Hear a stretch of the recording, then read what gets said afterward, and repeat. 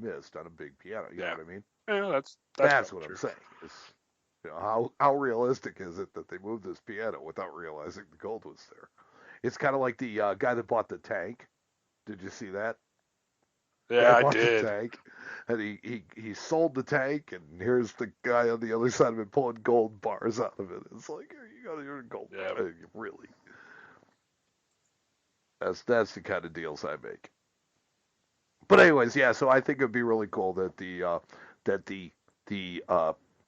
college that it was donated to profit from the finding of the gold as kind of an extra added, bonus for education, right? Yeah, I mean, heck, that's pretty cool. I'm glad at least it's going somewhere that deserves it.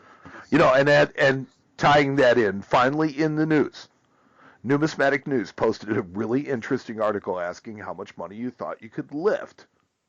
All of it. Yeah, sure. Crediting a newspaper in San Jose, California in 1910, inspiring Okay. many to ponder the amount of actual money that one could lift. So there was this article in 1910 in San Jose, California newspaper that was talking about how much you could how much you could lift. So, I mean, think about it. You said all of it, but I mean, really think about it. It's like they built these numbers based on 200 pounds. Do you think 200 pounds is a pretty good lift? I mean, it's a pretty good lift. You wouldn't be able to lift it for very. I Well, mean, that's you're what I'm not saying. talking So, I like. mean, the story, I could pick it up the probably, story, but I don't know if I could. The story ends with a denomination list using 200 pounds as a good lift. And here is how much you're talking about, right? So, yeah. all right, if you did gold coins, 200 pounds of gold coins, the best you could hope for pretty much $34,060. And that's face value probably at the time Probably. Silver dollars, because this was written when 1910. 1910. Yeah. Okay, silver dollars, $2,617. Hmm. Half dollars, 3,636. Okay. Quarters, $3,657. Well, Really, that's apparently the funny. half dollars were slicker or something. $3,615.80 in dimes.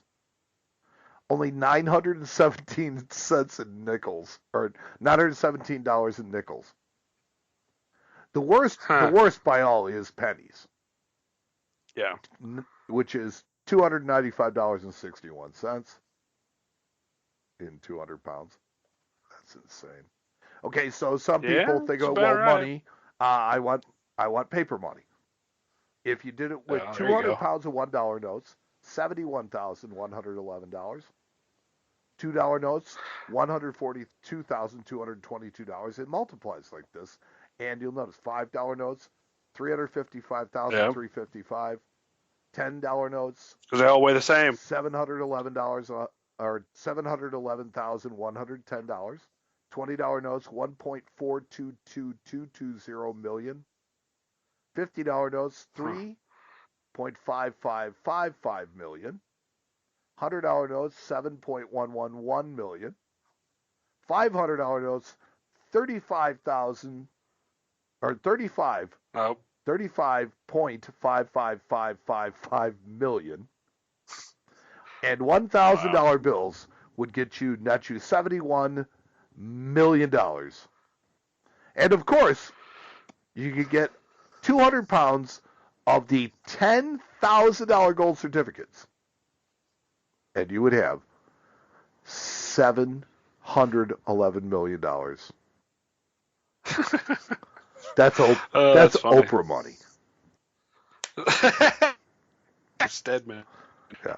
So yeah, that is how much money could you That's pretty cool. lift, even if you went $10,000 gold certificates, 711 million.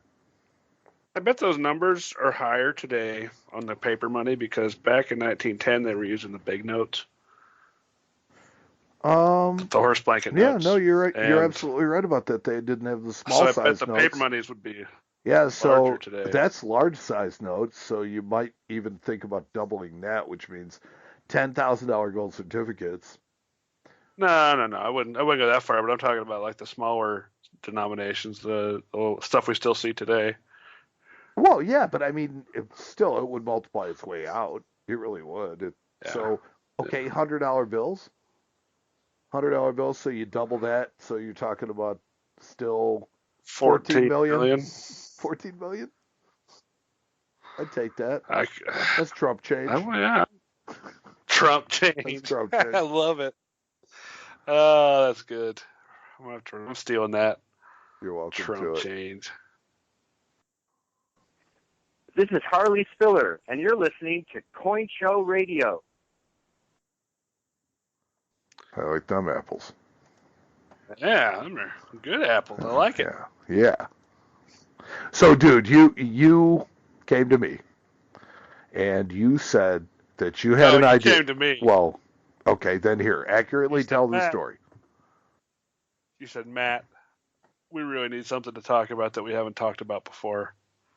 And I said, Mike, I've got an idea. Okay, now continue. So, I said, what is your idea?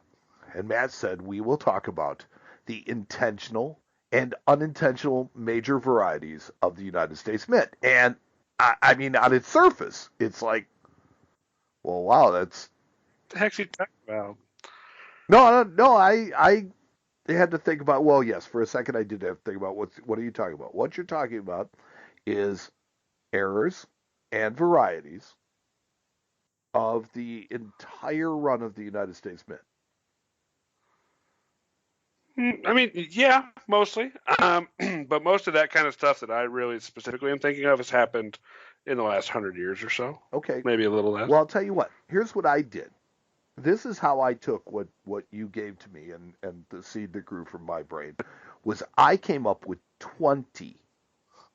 Really? 20 coins that exemplify either intentional or unintentional major varieties of the United States Mint, every single one of them being ones that you would be proud to own. All right. Well, this sounds fun. I'm going to just throw everything away that I did and just No. listen to what I you want to wrote, hear what you have to say.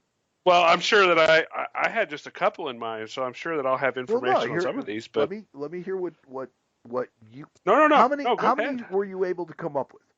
Oh, I just did a few. I just wanted to kind of spotlight like 3 or 4. But if you got 20, man. Well, here's the thing.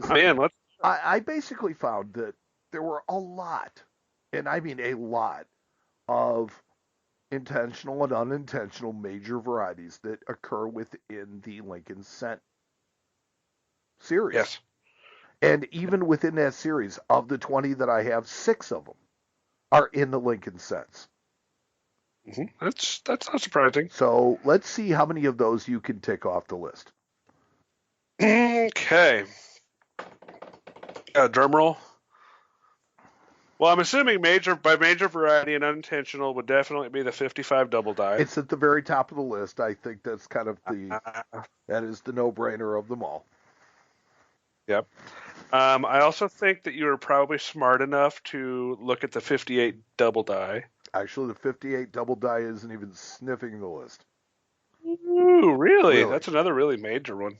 What about the 69S double die? Nope. Did you get that one? Nope. Not on the list. Really? No. Doesn't Another not that I would have put deep. in there. 6 deep. Oh, okay. So, obviously the D over S, the 44. No. Probably made the list. Good Lord, son. Huh. And I got 5 more to get? Oh, dude, yeah. Huh. How about the 1909S over horizontal S? No, but you're close. Okay. So I'm assuming, what about did you get the 09 VDB double die? See, you really are getting into errors and varieties. Okay. And I wasn't, you said major varieties. I was thinking more along the line of actually major varieties. Well, give me one. Point me in the right direction. Well, the 1909S VDV, the VDV is a variety. Oh, that's true. I didn't even think about that. So the 1909S VDV is one that anybody would be proud to own. That is a good one because people thought it was Bane, so they kind of got a little, Well, they got it changed. Here's the thing about the '09 SVDV that I don't think people appreciate. The '09 SVDV not only was it not the only Lincoln scent that was made in San Francisco in 1909, it's not the only scent that was made in San Francisco in 1909. Right. They made Indian Heads, and they made, '09S without the VDV, and they made the SVDV. So Yeah, it's three different. yeah, there's three totally different varieties going on for that year, and the '09 SVDB seems to be the one that people have just locked onto. Well, it's the one they've always heard about since they were little kids collecting coins. No, absolutely. Huh. My father was always looking for one in his change. So Everybody you have was. that, and a true error coin, a 1922 No D Lincoln, That's another good one. right? Caused by dye wear. Right, absolutely. It's an error. It's a variety. But I was kind of going off into. No, I love it. I was going off into more type. I think maybe, and that's what I think of by intentional variety is type. Well, So sure, like yeah, the no, '09 that's good. SVDB that's a type. Yeah. Okay, like so given those are two more. See if you can name, because there's three more on the list that I think you really should. If you think about Lincoln scents and think about major varieties and type, what kind of Lincolns you would want. Well, a 43 copper penny. 43 bronze are on the list. There you go. Okay, so there we go. See, now we're getting somewhere. We agree on so much. Let's see. I'm trying to think. There's still two more, huh? Well, there's two more majors. Yeah, these are Hall of Fame heavy hitters. I must be coined out today or something. Well, one of them was just in the news not too long ago. Oh, okay. So the 1959 wheat reverse? No. Oh, you didn't get that one. No, I didn't get that one. I really did kind of neglect that. Well, it's not even confirmed to be genuine, so we're not even 100% sure on that. Just in the news a while ago. Mm-hmm. Surfaced in the estate of a Denver. Is that the glass? No, although that was a different one, the 74 aluminum set. Yeah, there you go, another one. 74 aluminum set, and any matte-proof Lincoln. Yeah. Those are intentional major varieties. Any matte-proof Lincoln. I like it. Okay. So I'm screwing this all up. You just start reading them, and if I know something about them, I'll talk. How's that? Well, I love it. No, see, I mean, but those were just Lincoln scents. And that's kind of the thing is you gave me this and I started thinking about it.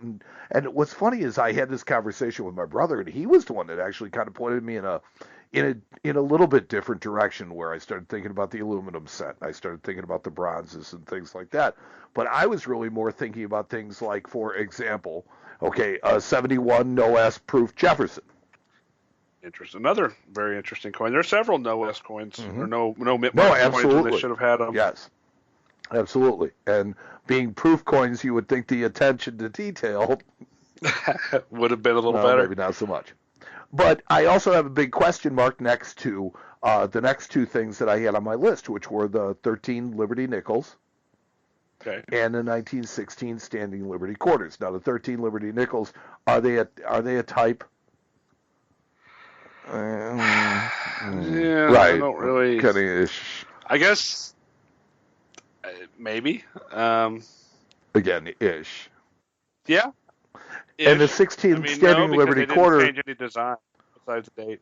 Right, and the reason why I thought that the 13 Liberty nickel might work its way through it is because there is a 1913 Buffalo nickel for that year, so a 13 would be a type versus the Buffalo, and if that holds true, then you have the 16 standing Liberty quarter with the barber for 16. So they both go or they both stay, and either way, actually they're the weakest part of the list, and it's only because I wanted to find something from the sets that nobody cares about, the nickels times quarters.